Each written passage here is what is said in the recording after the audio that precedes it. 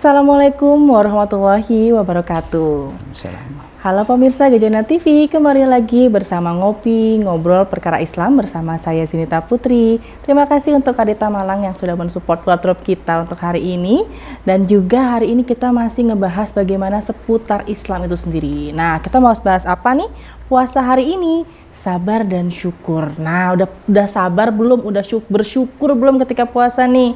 Mulai lagi saya juga pasti tidak sendiri karena di sebelah saya sudah ada Ustadz Irsyad Asadullah. Assalamualaikum Ustadz, gimana kabarnya? Alhamdulillah. Masya Allah, kita nih lebih seru lagi nih Ustadz. Bagaimana ketika kita puasa nih banyak yang lupa untuk bersabar, apalagi mensyukuri, bersyukur. Nah, mau nggak Ustadz mungkin prolognya dulu kali ya? Ya, puasa itu melatih kesabaran dan bersyukur gitu. Dan sabar dan syukur itu sesuatu yang harus diusahakan gitu. Karena itu kuncinya hidup kita lebih tenang. Orang kalau bisa sabar itu lebih tenang. Orang bisa syukur lebih tenang. Makanya mungkin mohon maaf ada orang-orang yang kemudian miskin, yang berkekurangan, mereka itu bisa lebih tenang karena apa ya? Karena mereka sabar. Sabarnya mereka dengan kekurangan mereka yang terus-terusan menghimpit kehidupan mereka. Artinya sabarnya mereka ketika keinginan-keinginan mereka itu tertunda kan gitu. Ya mohon maaf, orang-orang miskin itu kadang-kadang pengen kaya atau pengen mobil itu kan selalu tertinggal gitu. Selalu tertinggal, pengen apa-apa selalu tertinggal, pengen makan kadang-kadang nunggu tahlilan itu, nunggu maulid atau apalah, susah sekali.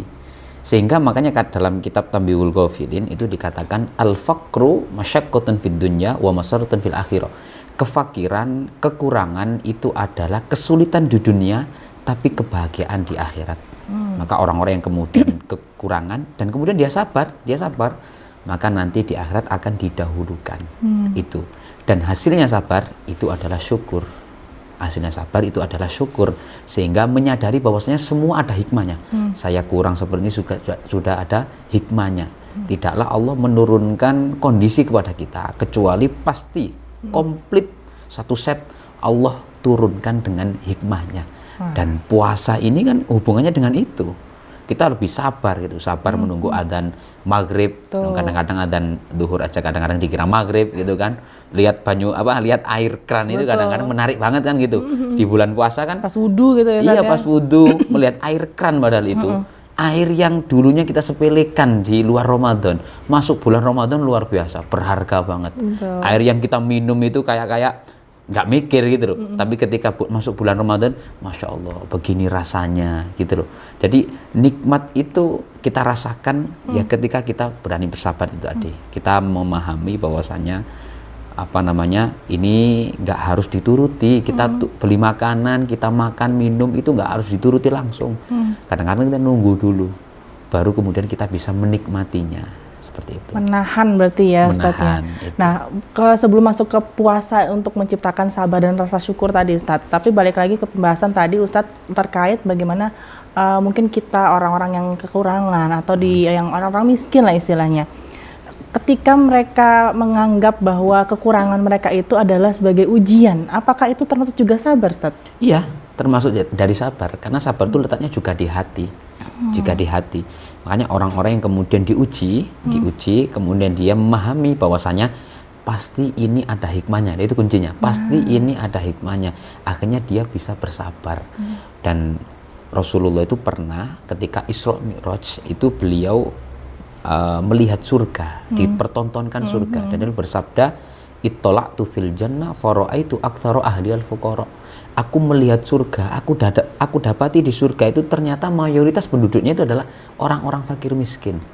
Itu karena orang fakir miskin itu hisapnya mudah, Mbak.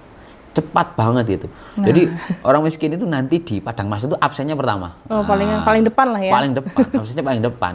Dan orang-orang kaya itu absennya belakangan. Walaupun orang kaya itu ahli ibadah, Mbak, tetap absennya belakangan. Orang miskin akan dipanggil dulu menghadap Allah. Kemudian ditanya, "Madza amiltum?" Apa yang kamu lakukan di dunia? Orang miskin itu kemarin mengatakan, "Ibtalaitana ya Allah, fasobarna ya Allah. Dulu jenengan nyoba saya ya Allah. Saya makan susah, bayar listrik susah, bayar SPP susah. Makan kadang nunggu tahlilan ya Allah. Saya pengen sepeda kadang-kadang nggak sampai keduluan mati." Kadang-kadang gitu. Iya, benar, ya benar. salah, pengen sepeda, pengen apapun kadang sampai keduluan mati. Fasobarna, tapi saya sabar, syaratnya sabar memang. Tapi saya sabar, saya nerima ya Allah. Saya nggak protes kepada jenengan ya Allah. Wa walaital amwal was sultan ghairona. Engkau berikan harta dan kekayaan bukan kepada kami ya Allah, kepada yang lain ya Allah. Tapi saya sabar, kata Allah, sadaqtum, kamu benar. Maka langsung Allah itu menyuruh malaikat untuk memasukkan ke dalam surga, langsung tanpa hisab. Cepat banget. Jadi absennya orang-orang kemudian miskin itu pertama, dan absen pertama di padang mahsyar itu Mbak, itu keistimewaan, itu keistimewaan. Betul. Karena padang mahsyar itu dikatakan tuh panas sekali, matahari itu persis ada di kepala kita. Bahkan dikatakan laumat da'ahadum yadahu lanalaha, andaikan seseorang menjulurkan tangan itu kena ke matahari. Kemudian semua lupa dengan temannya, bapak lupa dengan anaknya, sampai diceritakan kalau ada ibu bawa anak itu, anaknya itu akan disajikan apa itu, bancian itu bahasa Indonesia ya, Untuk tumpuan, ya. dijadikan tumpuan Untuk agar diinjak lah istilahnya. agar tidak tenggelam, karena mereka akan tenggelam dengan keringatnya saking panasnya. Maka mereka ingin segera dihisab, ya Allah cepat untuk dihisab itu. Dan orang-orang yang kemudian fakir miskin tadi yang sabar, dia akan didahulukan, jadi ya keutamaan. Nah ini jangan ditelan mentah-mentah, dalam artian nanti mentang-mentang orang-orang yang miskin paling awal lah istilah dihisapnya, akhirnya berlomba jadi miskin, nggak gitu juga konsepnya. Nggak gitu juga, jadi gini Mbak, jadi gini, mungkin motivasi untuk yang kaya-kaya ya, karena takutnya yang kaya-kaya akhirnya dimiskinkan gitu, akhirnya harta semua disodakokan, nggak juga. Orang kaya itu dari segi absen di padang mahsyar itu memang ketertinggalan, terakhir. Dia dikatakan dalam Riyadhus Shalihin itu selisihnya itu ada 500 tahun. Selisihnya. Jadi memang menunggunya dahulu sekian lama. Tapi memang beda hari jatan dengan di sini itu kan beda. 500 tahun. Tapi orang kaya yang kemudian beriman itu mereka wa yudhallalu alaihimul ghamam. Mereka itu dilindungi awan yang teduh. Jadi mereka itu nunggu lama, tapi tidak tersiksa. Itu. Dan bisa jadi ini masuk surganya orang-orang yang kaya itu lebih VVIP, lebih VVIP. Hotel bintang berapa ya? 5, 7 lah itu. Bintang 7 sakit kepala. Bintang 7. Jadi lebih tinggi, lebih VVIP. Kenapa? Ada keistimewaan dong mereka. Iya, karena orang kaya itu bisa jadi lebih berpotensi melakukan banyak pahala. Bisa sodako, iya kan? Orang miskin tidak bisa sodako. Orang kaya bisa bangun masjid, misal orang miskin tidak bisa. Orang kaya bisa haji, bisa umroh, orang miskin tidak bisa. Benar. Bisa jadi pahalanya itu lebih banyak. Makanya kan mungkin lamanya juga menghitung apa yang sudah dilakukannya juga ya. Iya, jadi sebenarnya itu hanya absen saja. Tapi kalau untuk surga tetap kita harus objektif, mana amalnya yang lebih banyak gitu. Jadi bisa jadi lebih VVIP. Nah, gitu. Gini Ustadz, kalau misalnya tadi yang kaum miskin aja mereka mendapat keistimewaan hisapnya lebih cepat. Nah, sedangkan yang yang mungkin berkecukupan atau bahkan orang kaya yang berlebih lah ya. Apakah itu juga jadi ujian juga nih dari Allah? Iya. Dan itu apakah berpengaruh terhadap kesabaran mereka juga itu Ustadz? Iya. Jadi kekayaan itu ternyata memang ujian. Nabi Muhammad itu, ini doanya Mbak, ini doanya Nabi Muhammad yang sering dilantunkan, cuman nggak tahu, saya pun nggak bisa menirunya gitu. Jadi doanya Rasul itu gini, Allahumma ahyini miskinan, wa tawaffani miskinan, wa asirna yaumal qiyamah min zumratil masakin. Ya Allah, hidupkan saya dalam keadaan miskin, dan wafatkan saya dalam keadaan miskin, dan kumpulkan saya nanti di hari kiamat bersama orang-orang miskin. Karena apa? Karena begitu mulianya orang miskin. Tapi susah Mbak ya, susah kita praktekkan, nanti nggak siap kan gitu. Nah betul, nanti maunya miskin tapi nggak siap ternyata. Nggak siap, ya. Itu repotnya. Karena kalau kemudian miskin dan kemudian tidak bersabar, karena itu ujian kan. Namanya ujian itu nggak mudah Mbak. Artinya kekurangan itu ujian. Lah kalau sudah diberikan diberikan contekan bahwasanya kekurangan itu ujian, ya jangan coba-coba, harus siap-siap dulu. Karena berapa banyak orang yang kemudian kelaparan atau kemiskinan, mereka menyalahkan Gusti Allah, kan gitu. Kayaknya Gusti Allah nggak pernah dengar doaku banyak nggak pernah didengarkan. Nah, itu kan repotnya. Akhirnya kita menyalahkan Gusti Allah. Dan orang kaya kayaknya lebih potensi bisa dekat sama Gusti Allah. Ya kan itu tadi. Karena berkecukupan tadi ya. Dia tidak memikirkan tidak mengeluh lah minimal seperti itu. Tapi lagi-lagi kekayaan itu juga ujian. Ujiannya seperti apa nih Ustaz? Karena hisapnya susah. Dia akan terus ditanyai. Keluarkan zakat, nggak mengeluarkan zakat. Kamu lihat tetanggamu ada yang susah, kamu nggak membantunya. Kamu lihat ada orang ini susah, kamu nggak sodako. kamu gak zakat, kamu gak bayar ini dan lain-lain, susah. Terus kekayaan buat apa? Jadi uang itu akan dipertanggungjawabkan. Buat apa? Oh ya saya buat ke diskotik misalnya, itu kan repotnya. Lah kalau orang miskin kan nggak apa ya, nggak sempat gitu kan Pak ya, nggak sempat. Tidak sempat melakukan ya, Iya, kan karena tidak ada lah pagi ya. kerja, sore pulang sudah lelah, ketemu istri, ketemu anak, kemudian tidur, besok lagi seperti itu. Jadi nggak sempat uangnya untuk kemaksiatan. Jadi realistisnya seperti itu. Orang kaya itu lebih sulit karena uangnya kemana dulu. Kamu buat ini ya. Kamu Jadi buat setiap ini. sennya pun harus dipertanggungjawabkan ya Ustadz ya. Harus dipertanggungjawabkan. Gitu. Nah kalau misal kita berkecukupan, balik lagi kita sudah melakukan nih entah bersedekah atau mau memberi orang lain. Nah tapi balik lagi kalau ternyata kita juga masih kayak merasa kurang, kan berarti nggak sabar Ustadz. Itu seperti apa Ustadz? Kita Kalau dalam merasa Islam, kurang dengan iya, kekayaan. Betul. Nah itulah repotnya kita. Kita ini hidup di budaya yang kita itu bukan nggak punya apa-apa, kita punya apa-apa, tapi kita ada di budaya pengen semuanya. Nah itu repotnya. Nah, Jadi masalah kita itu bukan nggak punya apa-apa, kita punya uang punya kan gitu, mobil punya, rumah punya, waktu punya. Tapi repotnya kita, masalah kita itu adalah kepingin semuanya. Dan itu sifat manusia, tidak pernah puas, tidak pernah puas. Ibarat makan tuh jam 7 makan, kemudian ada lewat tahu bulat beli juga, lagi. lewat tes teler beli juga. nggak ada Dan kenyangnya gitu ya. nggak ada kenyangnya. Bahkan sampai kenyang pun ada yang lewat tetap dibeli gitu Tetap ya. dibeli itu. Padahal Rasul menganjurkan sekali tidak boleh terlalu kenyang. Terlalu kenyang karena itu juga pengaruh ke dalam kesehatan. Banyak penyakit itu masuk dari mulut kita, dari makanan kita. Rasulullah kalau makan itu kan 3 jari Pak ya. 3 jari kalau Rasulullah kalau makan itu. Tapi bukan berarti kita harus niru 3 jari. Iya, betul. Tapi tiru tujuannya. Tujuannya adalah Maksud agar dari 3 tidak, jari itu ya, ya. agar tidak berlebihan gitu. Ya percuma kalau 3 jari tapi ngambil ayam langsung besar gitu. Ngambilnya gini Pak. Nah, gini itu kan ya, Iya benar-benar. ya percuma. 3 jari tapi langsung hap semuanya Langsung sepiring gitu ya. semuanya. Ya sama saja. Benar. Kita pahami tujuannya. Jangan ditiru bagaimana Rasul melakukan, tapi tiru tujuannya. Rasul kalau makan itu biasanya itu kakinya itu duduk, diduduki, kaki yang kiri diduduki, kaki yang kanan agak ke atas gitu. Itu gunanya apa? Untuk menekan lambung agar tidak terlalu kenyang. Lah kadang kita salah, yang ditiru duduknya, bukan makannya. Kadang-kadang duduknya kayak Rasulullah, iya. Tapi makannya nggak. rakus, sama saja. Masya Allah ya, banyak banget ya Ustadz. Ini masih hal yang kecil aja masalah tadi, apa yang kita punya, entah itu dari material kita lah intinya kayak gitu, untuk dari nilai kesabaran. Nanti kita bakal bahas lagi nih Ustadz, terutama bagaimana penerapannya ketika kita berpuasa ya Ustadz ya. Tapi jangan kemana-mana, tetap di Ngopi setelah pesan-pesan berikut ini.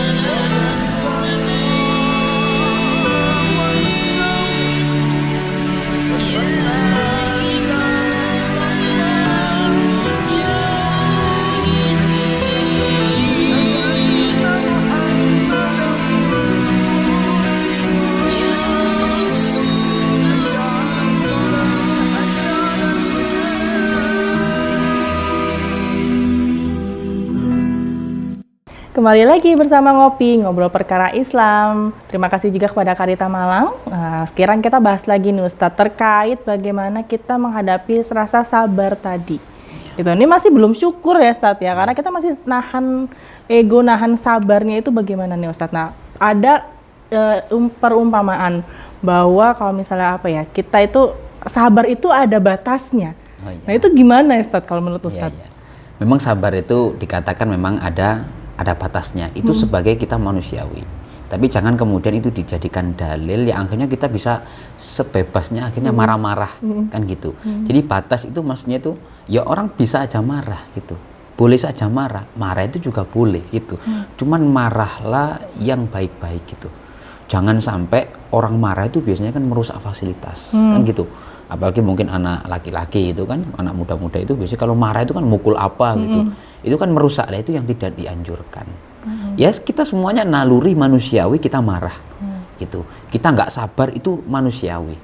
Paling tidak kita latih kalau marah pun jangan sampai melampaui batas.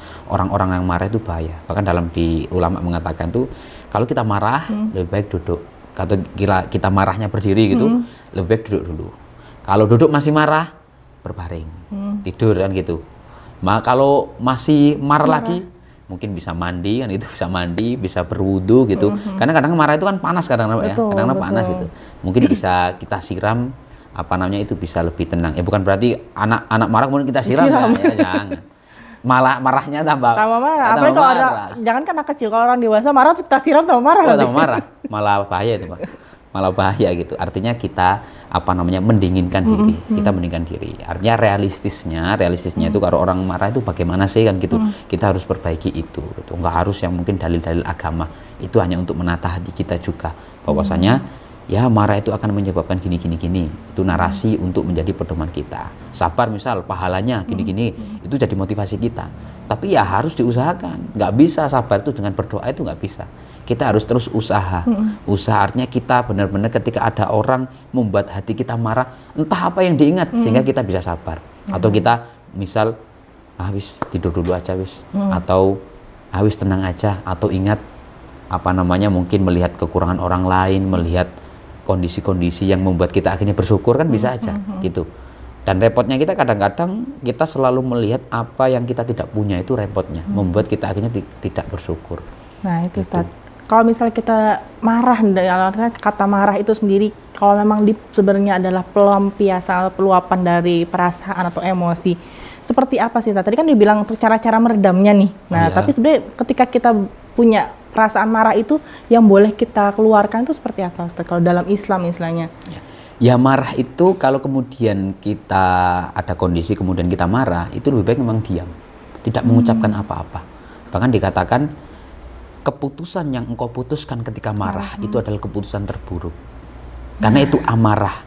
Jadi nafsu kita atau jiwa kita itu punya 4 tahapan. Ada amarah, ada lawamah, ada mulhamah, ada mutmainnah. Lah amarah itu seperti itu tadi. Jadi yang buruk-buruk gitu loh, yang buruk-buruk. Yang dikeluarkan itu artinya yang buruk-buruk. Makanya harusnya diam. Karena biasanya orang marah itu yang dikeluarkan juga mulutnya, kan gitu kan, ucapan-ucapannya. Maka kita kalau bisa, kalau kita sedang marah itu lebih baik diam saja. Karena kita harus yakin keputusan yang diputuskan saat marah itu biasanya keputusan terburuk. Kadang-kadang wis kita cerai aja, itu kan buruk juga. Betul. Kita kita gini aja, kita pergi aja. Kadang-kadang kita sampai keluar dari agama Islam itu kadang-kadang kalau kita marah ke Tuhan gitu loh. Kadang-kadang seperti itu efeknya buruk dan ujung-ujungnya nanti adalah penyesalan. Lebih baik diam dulu, tenang dulu, baru ketika kita bisa mencerna dengan jernih, silahkan putuskan gitu. Berarti menahan amarah itu bentuk dari rasa sabar itu sendiri ya? Iya. Nah kalau di anak Gen Z sekarang nih, kan banyak yang mereka istilahnya kayak menahan emosinya, marah, dia nggak berani meluapkan lah, akhirnya diam, tapi diamnya itu malah buntutnya itu banyak hal-hal yang terjadi yang negatif gitu, bahkan nauzubillah sampai ada yang bunuh diri dan lain-lain seperti itu. Bagaimana Ustaz? Oke, mungkin realistisnya ya kita harus cari tempat-tempat yang kemudian membuat kita nyaman. Itu kalau untuk Gen Z-nya. Tapi kalau Quran mengatakan ala bidzikrillahi tatmainnul qulub itu. Jadi ketahuilah dengan mengingat Allah itu dapat melunakkan hati kita. Itu kalau mungkin dari segi spiritualisnya kan gitu. Tapi kan mungkin Gen Z nggak mau gitu ya. Nggak mau karena gengsi tadi. Gengsi, nggak bisa saya dengan baca Quran, dengan berzikir tetap aja marah begini.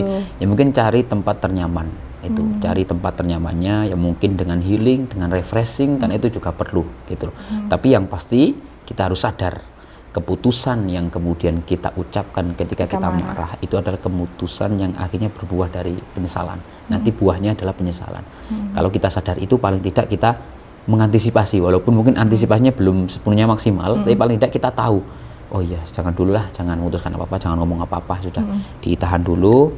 Kalaupun aku marah, wis nunggu berapa jam misal, berapa menit gitu, wis baru marah. Nah kadang-kadang itu bisa menjadi bisa menjadi benteng kita, pemicu kita untuk berhenti marah. Saya pernah soalnya di posisi seperti itu. Ketika marah, biasanya orang marah, keputusannya itu jelek dan ceroboh gitu. Pasti akhirnya pada penyesalan nih terakhir. Pada penyesalan. Akhirnya saya diamkan 1 jam, 2 jam, kemudian Terus Biar coba bisa saya marah, tenang dulu. iya saya coba marah gitu, ya nggak bisa akhirnya. Jadi akhirnya walah marah itu akhirnya bisa ditahan. Ternyata tuh marah itu bisa ditahan. Jangan dianggap marah itu 2 hari, 3 hari berlarut-larut. Betul. Kita bisa nahan. Sampai bahkan nauzubillah sampai memutus silaturahmi atau apa gitu loh Ustaz kan. Itu yang repot, memutus tali silaturahmi itu wah, parah itu. Itu Allah benar-benar membenci orang-orang yang memutus tali silaturahmi.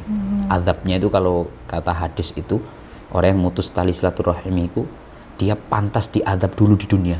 Karena semua amalan itu azabnya rata-rata kan di akhirat dulu. Minum khamr di akhirat dulu, kecuali silaturahim. Itu pantas disegerakan azabnya di dunia dulu sebagai DP, Mbak. DP-nya aja. Di akhirat nanti apa Dihisap lagi. terus disiksa, malah lebih parah. Repotnya itu kalau sampai ke situ. Nah, ini kalau POV-nya dibalik Ustaz, ketika kita sudah berusaha sabar. Nah, tadi kan kata sabar itu memang sebenarnya ada batasannya. Iya. Nah, justru orang kalau misal posisi kita adalah orang yang suka mengetes kesabaran orang, bikin orang tuh marah. Nah, itu bagaimana posisinya Ustaz? Kan ada orang yang sekarang juga entah mungkin karena sifatnya atau mungkin keinginannya atau mungkin bahkan tidak disengaja juga bisa. Ya kita sadari kalau kemudian kita marah kembali, kita marah balik kepada dia, itu malah dia malah seneng. Nah, itu betul. malah seneng. Malah sengaja kan malah. Karena dia sengaja untuk membuat kita marah. Apakah itu perilaku dari syaitan nih dia? Oh iya, membuat marah orang, melukai hati teman, membuat hatinya hancur, ya, membuat hatinya hancur itu benar-benar sifat setan itu. Karena yang disasar hati, Mbak, hati nggak main-main. Kalau hatinya sudah hancur, satu badan kadang-kadang ikut hancur, kan gitu. Kalau misalnya anak muda sekarang itu ibaratnya sehat, bugar, ganteng, kemudian menembak cewek, kemudian ditolak. Karena yang diserang kan hatinya kan gitu.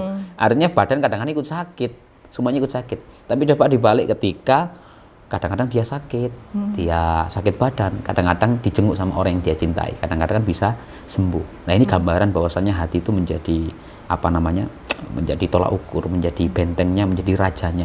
Maka kalau dia menyerang hati untuk kemudian hatinya bisa buruk, bisa marah, maka itu adalah sifat-sifat setan gitu. Karena setan menyerang hati.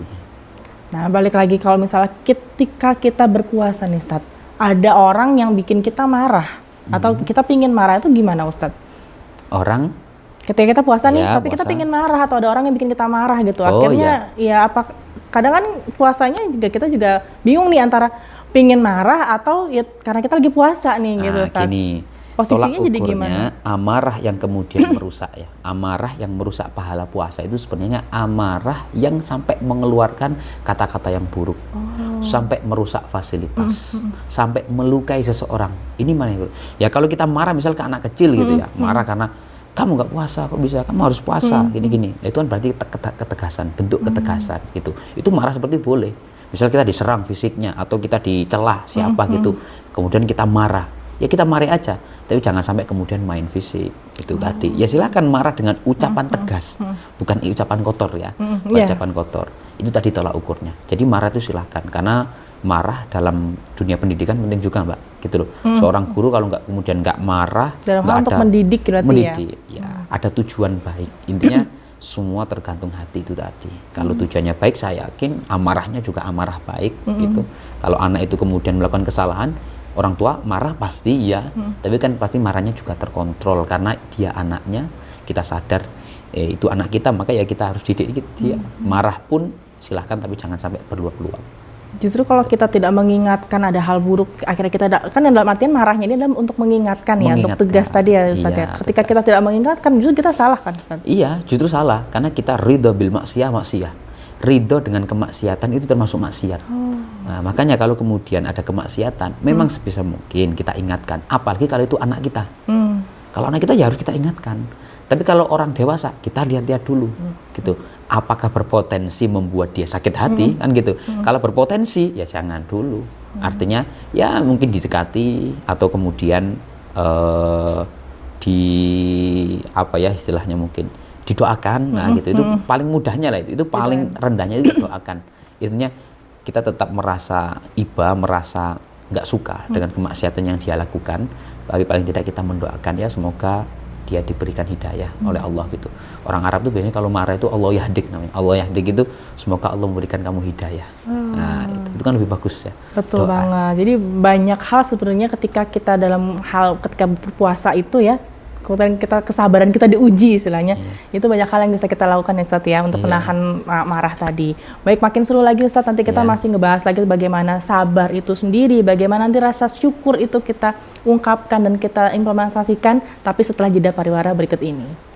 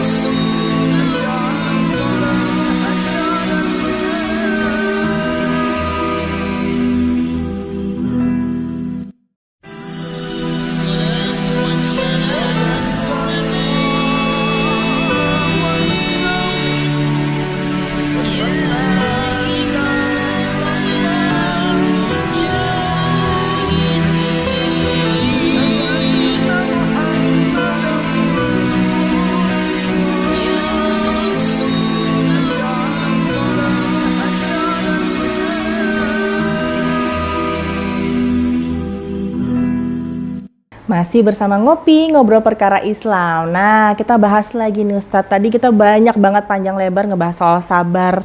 Kemudian bagaimana kita meredam amarah kita, apalagi pas saat berpuasa ya Ustadz ya. Nah, sekarang nih ketika kita berpuasa, ternyata ada hal yang mungkin juga kita lupakan, yaitu syukur Ustadz. Nah, itu seperti apa Ustadz? Syukur itu adalah menerima juga, termasuk hampir sama sebenarnya definisinya dengan sabar gitu. Cuman syukur itu identik dengan kelebihan gitu loh, kenikmatan. Nah, syukur itu identik dengan kenikmatan dan syukur itu juga pahala.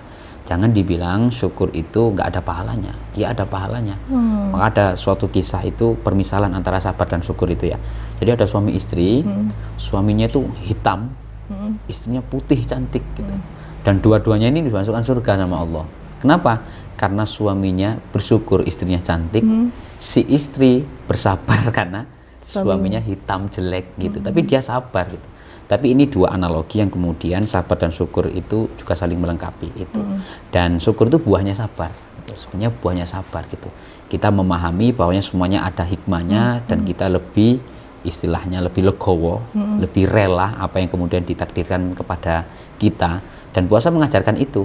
Coba bayangkan ketika kita berbuka, itu kan nikmat sekali kan? Nikmat sekali. Bahkan minum pertama atau kurma satu aja tuh udah kayak nikmat sekali gitu. Iya, nikmat banget. Air-air yang kemudian kita anggap biasa, hal-hal sederhana itu menjadi luar biasa di bulan puasa. Akhirnya itu syukur itu timbul dari situ. Kita tahu betapa, ya Allah ternyata air segini tuh bisa nikmatnya. Seakan-akan Allah tuh bilang, ya cobalah sebentar hidup tanpa ini, kamu akan tahu nilainya. Kita syukur tuh kadang-kadang karena itu. Misal kita pilek gitu, kita akan akhirnya tahu rasa syukurnya punya hidung sehat kan gitu. Ketika pilek kan pastinya, ketika batuk atau ketika sakit gigi, kita benar-benar tahu betapa mahalnya gigi sehat itu, betapa mahalnya. Jadi syukur itu adalah sesuatu yang kemudian ya kita harus usahakan, karena itu menjaga ketenangan hidup kita. Kita akhirnya lebih tenang dengan syukur itu tadi. Gitu.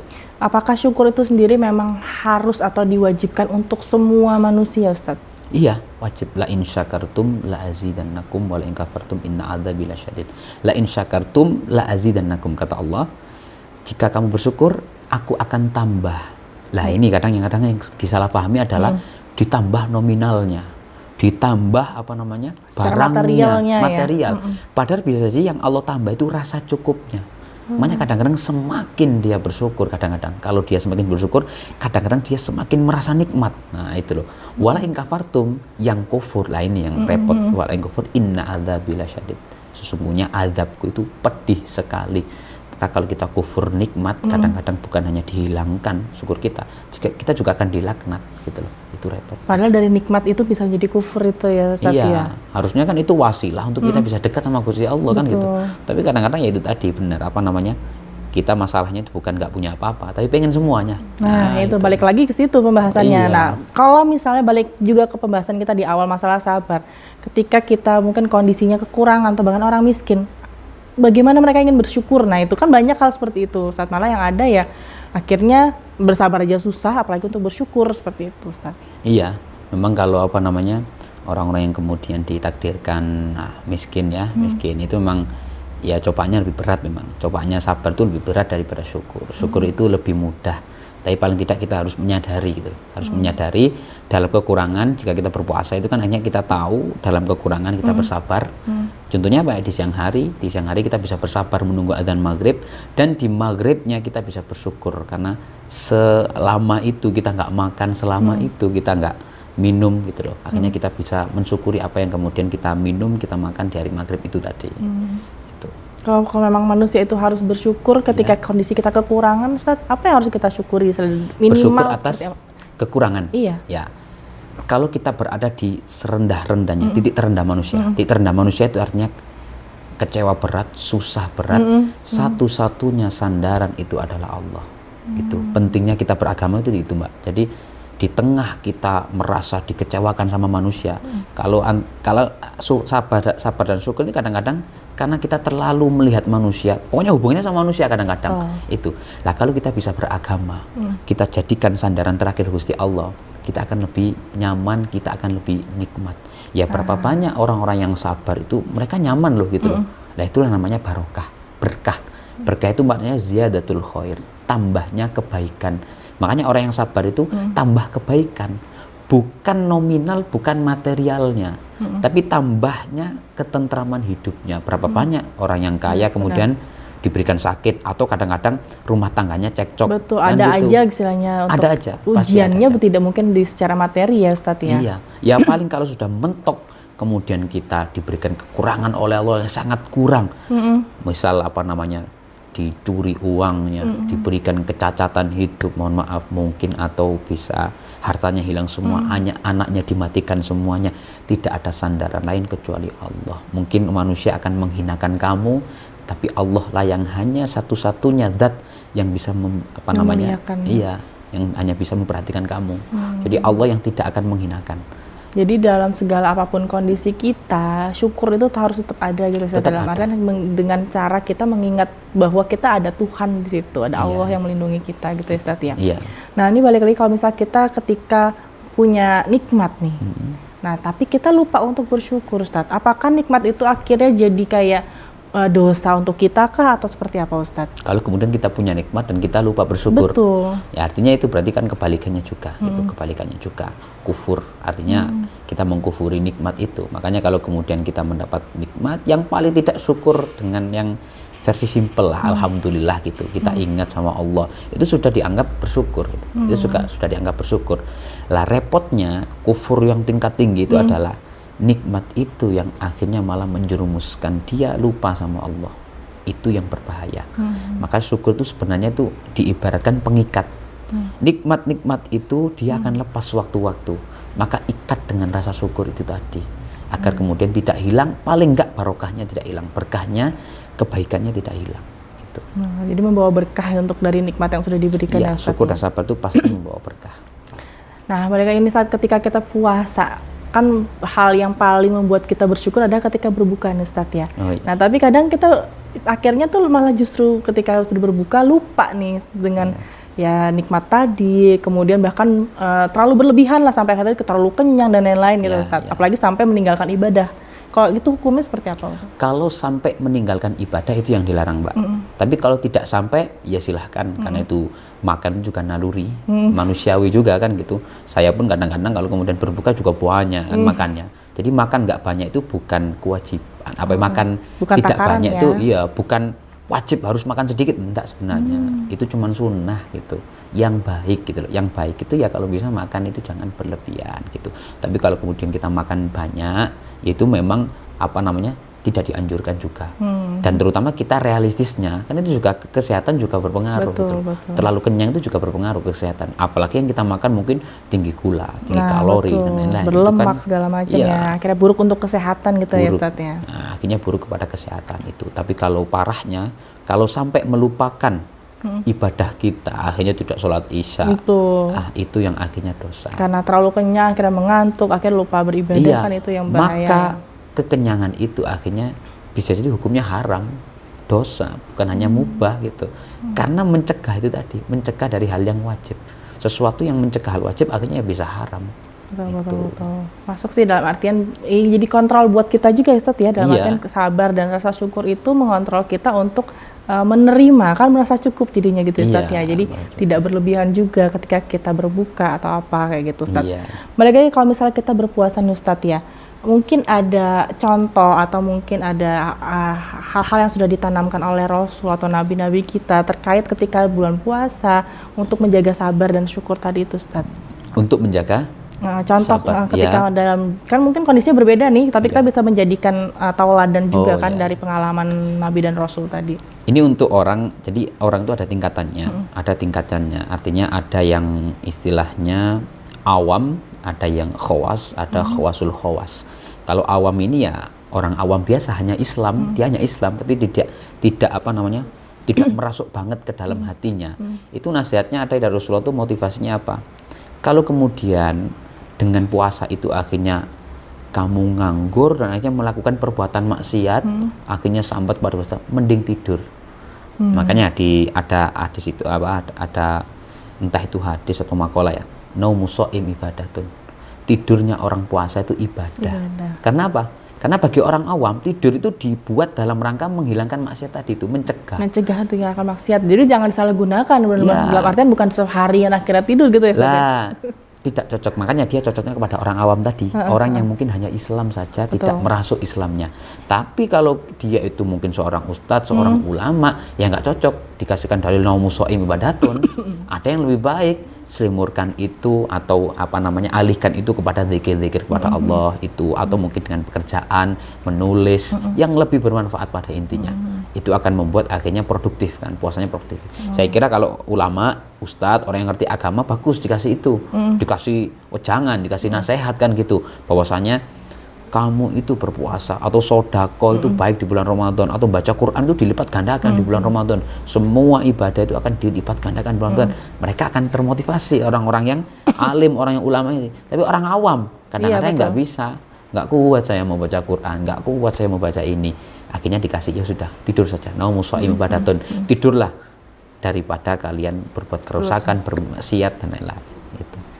Masya Allah, banyak hal ternyata ya kalau ketika puasa ya, ada tingkatan-tingkatannya juga gitu Iya, Ustaz ya. tingkatan-tingkatan. Nah, nanti kita akan kembali lagi ngebahas lagi nih Ustadz bagaimana sabar dan rasa syukur itu lagi, terutama ketika kita berada di bulan puasa sekarang, tapi setelah pariwara berikut ini.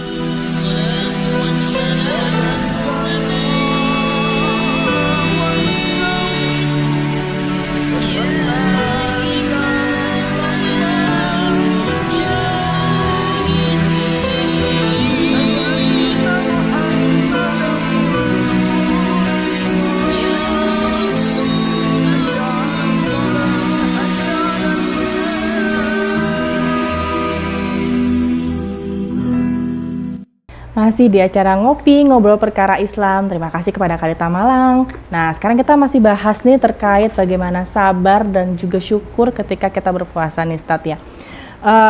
Yang pingin saya tanyakan itu adalah gimana ketika kita benar-benar lagi puasa nih, Ustadz, untuk menerapkan sabar, kemudian apalagi bersyukur itu, Ustadz. Mungkin ada hal-hal yang perlu kita ingat atau perlu kita lakukan nih, biar kita tuh semakin tiap hari tuh makin ingat untuk sabar dan syukur tadi.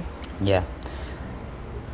Sebenarnya kita harus tahu dulu puasa-puasa yang baik itu bagaimana. Puasa secara serius, artinya seperti itu. Kalau kita tahu, kalau kemudian puasa itu tidak boleh marah-marah, tidak boleh bermaksiat, tidak boleh ini, kita akan terdidik dari itu. Kita akan terdidik secara otomatis gitu. Kayak contoh ya, saya dulu waktu masih kecil, waktu SD itu, saya dulu jam 5 sore itu main bola. Jadi puasa itu main bola, anak kecil namanya. Jadi jam 5 sore main bola, kemudian suatu ketika itu ada posisi yang benar-benar akhirnya membuat marah. Namanya main bola kan panas juga ya Pak. Panas juga. Akhirnya ada gesekan lah ya. Ada gesekan. Akhirnya ingin marah, tapi luar biasanya umur sekecil itu dia menahan. Saya menahan itu hanya karena saya puasa. Jadi saya tahan, oke lah kalau mau berkelahi nanti aja setelah apa namanya? Setelah buka. Iya, setelah buka gitu. Walaupun setelah buka mungkin mau berkelahi, tapi yang tidak tertunda. Kita tahu artinya sabar. Toh ternyata setelah buka pun ya nggak jadi berantem kan gitu. Jadi puasa tuh kayak sebagai pengingat kita gitu ya Ustaz iya, ya? makanya puasa itu adalah junnah itu perisai dari kita. Nafsu akhirnya terkontrol gitu. Seolah itu puasa itu mengingatkan kepada kita. Kita itu bilang ke diri kita itu kalau mau marah, misal mau lapar kemudian mau marah gitu. Seakan-akan kita bilang ke diri kita itu tenang dulu. Itu cuma perasaan aja gitu. Lama-lama juga baik-baik aja gitu loh. Nanti kalau kamu marah nanti juga akan merusak fasilitas misal atau mungkin melukai hati temanmu. Betul. Jangan dulu, itu hanya perasaan saja, seakan-akan seperti itu. Ya. Misal kita di siang hari lihat ada makanan lewat seolah-olah itu dengan puasa itu kita bilang ke diri kita itu bahwasanya tenang, nanti maghrib masih ada. Ibarat kalau sudah marah banget gitu, saya pengen marah ya Allah gitu, tapi tetap kan diri kita akan bilang nanti aja maghrib gitu. Nah kalau kita tahu benar-benar tahu puasa yang sempurna, pasti kita juga akan mikir di situ. Mikir artinya, kalau saya marah ini kayaknya ya rusak pahalanya gitu. Itu boleh nggak kalau mikir, kita jangan marah deh, jangan ini karena nanti pahalanya batal gitu atau merusak pahalanya gitu. Itu nggak apa-apa dijadikan acuan itu? Boleh, makanya dikatakan dalam hadis itu man shoma ramadhana imanan wahtisaban. Wahtisaban itu mengharap pahala. Jadi barang siapa yang berpuasa di bulan Ramadan imanan atas dasar iman, wahtisaban dan mengharap pahala. Nah, kita kan mengharap pahala artinya takut ghufirallahu. Minta pamrih dong Pak. Iya. Tapi ternyata ghufirallahu ma taqaddama min dzambi, tetap Allah ampuni seluruh dosanya. Itu tetap masuk dalam baik gitu loh, masuk dalam kategori baik gitu. Dibandingkan walaupun kita memang marah ya Ustadz ya. Iya, walaupun memang ada tingkatannya tadi, ada awam, ada khawas, ada khawasul khawas. Lah khawasul khawas ini yang benar-benar paling tingginya ini, benar-benar pokoknya nggak ada kata aku sudah, pokoknya untuk Allah. Benar-benar innalillahi wa inna ilaihi raji'un. Jadi yang dipikirkan tuh benar-benar pokoknya saya bisa dekat dengan Allah, gabung dengan Allah, bareng terus sama Allah. Itu makanya dia rela benar-benar mati. Gitu. Bahkan dikatakan itu orang-orang yang di tingkatan seperti itu, kalau kemudian aku dengan masuk neraka Allah suka, masukkan aku ke neraka. Wah, itu tingkatan tinggi. Jadi udah rela apapun yang Allah takdirkan. Iya, rela itu. Wah, tingkatannya luar biasa. Jadi lupa Allah beberapa menit saja itu sudah dianggap dosa. Itu tingkatannya luar biasa. Tapi kan kita juga memposisikan diri. Ini yang bicara level keimanan gitu. Kita di mana levelnya? Kalau kita di level tadi yang awam, ya nggak apa-apa kita mengharap pahala gitu. Tapi lama-lama insya Allah itu akan terbangun sendiri. Bahwasannya semuanya ternyata orientasinya adalah lillah, hanya karena Allah. Nah, itu kan untuk banyaknya kita bicarakan adalah bagaimana kesabaran dan juga syukur itu untuk diri sendiri ya Ustadz. Nah, kalau misalnya sekarang tahapannya adalah kita ingin orang di sekitar kita pun juga seperti itu Ustadz. Apa yang bisa kita lakukan Ustadz? Paling tidak kalau kemudian kita harus itu ilmu dakwah ya. Ilmu dakwah itu ada ilmu sendiri, Mbak. Ada ilmu sendiri. Jadi sampai dikatakan juga layam bagil khuruj min adatin nas ila fil haram. Jadi tidak seyogyanya seorang ulama, seorang pendakwah itu kalau ingin mengajak kepada kebaikan itu tiba-tiba mengamputasi tradisi-tradisi yang dianggap buruk, diamputasi gitu. Langsung dihilangkan gitu. Iya, dihilangkan. Ya selagi itu bukan selagi itu bukan haram, jangan dihilangkan. Ya kita arahkan. Ya misal kalau ada orang tersesat gitu, misal kayak membuat sesajen atau gitu. Agar kemudian mereka tidak membenci kita ya, paling enggak mungkin asimilasi, diindahkan, jangan sampai dipotong habis. Kalau dipotong habis dia akan menjauh. Nah, ilmu dakwah itu seperti itu. Kalau kemudian kita langsung mengingatkan itu langsung dengan tangan gitu ya, langsung dengan tangan kemudian membuat akhirnya dia jauh, ya jangan gitu. Mungkin paling tidak dengan hati. Kalau dengan hati atau dengan ucapan ya, kalau dengan ucapan dia masih marah-marah misal, ya sudah kita doakan. Kalau sudah tidak bisa, paling tidak kita menunjukkan di depan dia itu kita alim, itu gak apa-apa. Jadi riya dalam rangka kebaikan itu boleh. Nah itu riya dalam berarti tidak disalahartikan dalam bentuk riyanya ya Ustaz. Iya, ya kayak riyanya anak kepada orang tuanya, sodako, kemudian sodakonya itu 100 diperlihatkan misal sama orang tuanya, itu gak apa-apa, membuat akhirnya seneng. Atau kita riya kepada murid. Nah itu boleh, seorang guru riak kepada murid, akhirnya itu menampakkan sosok kealimannya, sosok kewibawaannya, bahwasanya saya ini sodako, ya saya sodako, saya sholat malam, saya sholat ini, untuk kemudian mendidik dia. Berarti intinya ketika kita menunjukkan kebaikan kita, bukan untuk memamerkan ya Ustadz ya, tapi untuk mengajak orang menjadi mencontoh kita, itu nggak apa-apa Ustadz ya? Nggak apa-apa. Jadi kalau memang dakwah ke teman, dakwah ke murid, dakwah ke atasan itu beda Mbak. Saya pernah itu kalau berteman itu susah banget memang. Karena potensinya dua, antara menasehati atau kita ikutan. Nah itu repotnya, kita ikutan buruk gitu loh. Lah kalau kita berpotensi terhadap ikut-ikutan, silahkan dijauhi nggak apa-apa. Tapi kalau kita berpotensi untuk bisa mengingatkan, wah itu bagus untuk kemudian masuk ke dunianya. Kalau saya dulu itu misal kayak mondok gitu ya, kayak mondok. Kadang-kadang ada teman yang ngajak melanggar kan gitu. Ayo melanggar ke sini, ayo rokokan, ayo internetan, ayo keluar tidak malam. Tidak suka dengan aturan di situ. Iya, tidak suka dengan aturan itu. Akhirnya saya ingin menjauhi, saya ingin mengingatkan tapi susah. Kalau saya ingatkan dia akan menjauh, biasanya gitu kalau teman kan. Akhirnya modal saya mengingatkan itu adalah pengen tidak saya menunjukkan bahwasanya aduh saya malu, kamu kalau ngelanggar aja wis. Tapi saya sungkan sama kiai saya, sungkan sama guru saya, takut ilmu saya nggak manfaat. Wis saya nggak dulu, tapi nggak upus kalau kamu mau melanggar silahkan. Apa yang tidak dia tersadarkan. Tersadarkan artinya, walah ternyata banyak orang yang berubah juga ya. Dia juga berubah, masa aku tetap gini. Tetap gini-gini aja, nggak berubah, nggak evaluasi, nggak muhasabah. Lama-lama teman itu kemudian akhirnya bisa baik gitu. Kalau misalnya dan kita doakan juga pasti gitu ya Ustadz ya, untuk pasti mendoakan teman itu baik. Barang siapa yang mendoakan teman, mendoakan orang lain, malaikat juga akan mendoakan sama kepada kita. Gitu. Maka harus didoakan baik, nggak boleh mendoakan buruk itu. Lalu Nabi Muhammad aja dilempari batu di kota Taif, dilempari batu, doanya Nabi Muhammad tetap baik, tetap saya berharap nanti ada dari anak keturunannya yang juga masuk Islam yang beriman kepada Engkau ya Allah. Sampai-sampai ditawari sama malaikat, wahai Muhammad, kamu tuh dilempari itu. Kalau kamu mau ya, ini gunung ini tak angkat kemudian tak timpahkan kepada kaum-kaum yang ada di Taif yang telah melempari kamu batu itu tadi. Tapi Nabi Muhammad tetap menolak.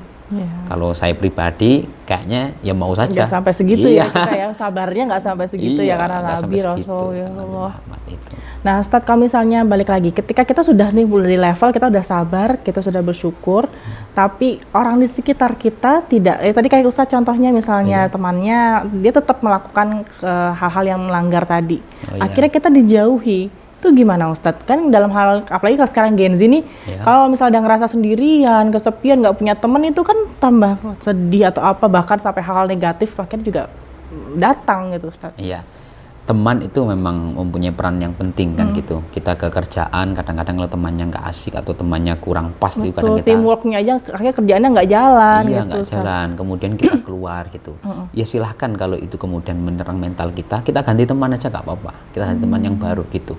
Dan kalau kemudian ada teman yang menjauhi kita atas dasar misal kebaikan kita, justru malah karena kebaikan kita, maka kalau ada pepatah Jawa itu kudu budek ojo sumpek.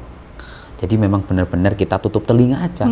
Ya kita nggak bisa menutup mulut mereka, menutup perbuatan mereka dengan kedua tangan kita. Betul. Tapi kita hanya bisa menutup kedua telinga kita dengan kedua tangan kita. Ya sudah, bodoh amat sudah.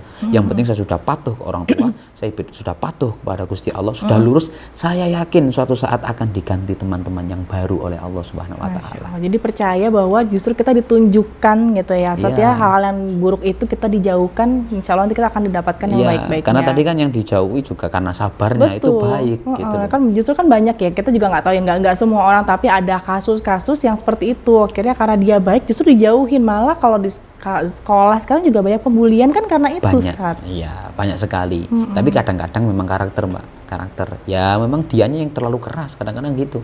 Terlalu ekstrim ya jadinya. Iya ekstrim, mengingatkannya ekstrim. Kayak ada orang itu juga bilang jahat kamu, neraka kamu penghuni neraka. Itu juga akhlak itu kan pertama. Ya mungkin ilmu itu penting, tapi yang harus pertama diterapkan itu kan akhlaknya. Dahulukan akhlak dulu, karena itu kita bersosialisasi. Betul. Gitu. Jadi nggak serta-merta walaupun tegas tidak sesuai aturan kita langsung gitu ya, istilahnya akhirnya malah menyakiti orang lain. Iya, ya tetap komunikasi. Artinya kalau dia menjauhi, kita usaha untuk mendekati. Kenapa kamu menjauhi Tetap saya? kita harus mendekati ya Ustaz. Harus Ya? mendekati karena memutus tali silaturahmi itu juga buruk kan gitu juga. Berarti buruk. kalau Tetap misalnya kita dia usaha. menerima apa enggak itu urusan dia sama Ya, Allah. itu urusan dia sama Allah. Kita sudah berusaha, itu sudah bagus. Ya. Kalaupun kita terputus pun itu boleh sebenarnya. Terputus maksudnya itu dalam rangka kebaikan loh, Mbak. Karena Kebaikan hal buruk tadi ya, untuk hal buruk memutus, tadi, misal waduh kayaknya saya harus putus sih karena takutnya kalau dia sama saya terus nanti saya ketularan gini, nggak apa-apa. Itu lebih baik gitu. Tapi kalau kemudian dia masih baik loh, dia masih bisa dipertimbangkan gitu. Akhirnya kita dekati, saya minta maaf kenapa sih gitu loh. Kenapa kamu menjauhi saya? Karena ya udah saya minta maaf sudah. Itu paling nggak saya sudah mengingatkan lah. Ke depan mungkin saya tidak mengingatkan gitu.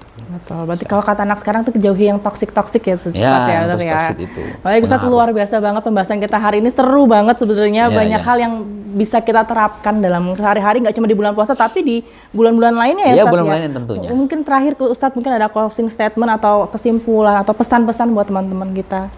Ya, paling untuk teman-teman yang muda terutama, kalian seriuslah untuk kemudian berpuasa karena itu benar-benar melatih karakter kalian, dan harapannya kalian bisa keluar dari Ramadan itu menjadi lulusan terbaik gitu. Menjadi lulusan terbaik artinya tidak melakukan perbuatan buruk-buruk yang biasa dilakukan di luar Ramadan.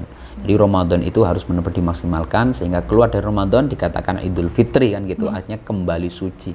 Terapkan itu semuanya, terlebih kepada anak muda semuanya, karena biasanya kan sekarang gempuran-gempuran mungkin bukber kan gitu, bukber atau kemudian mokel berjamaah gitu.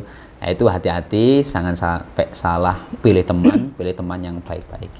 Mungkin itu aja. Masya Allah, terima kasih banyak Ustadz, luar biasa sekali. Dan pemirsa Gajana TV, banyak hal yang bisa kita ambil hikmah dan pelajaran, mudah-mudahan juga bisa bermanfaat, membawa berkah buat kita semua. Semoga bulan puasa ini kita mendapatkan banyak pelajaran, banyak berkah, dan juga akhirnya kita kembali menjadi fitri lagi ya Ustadz ya. Terima kasih Ustadz sekali lagi, sama-sama. mungkin bisa ketemu lagi di lain kesempatan Ustadz. Terima kasih teman-teman Gajana yang sudah setia nonton Ngopi Ngobrol Perkara Islam, dan juga terima kasih kepada Karita Malang. Kita ketemu lagi di next episode. Wassalamualaikum warahmatullahi wabarakatuh. Waalaikumsalam.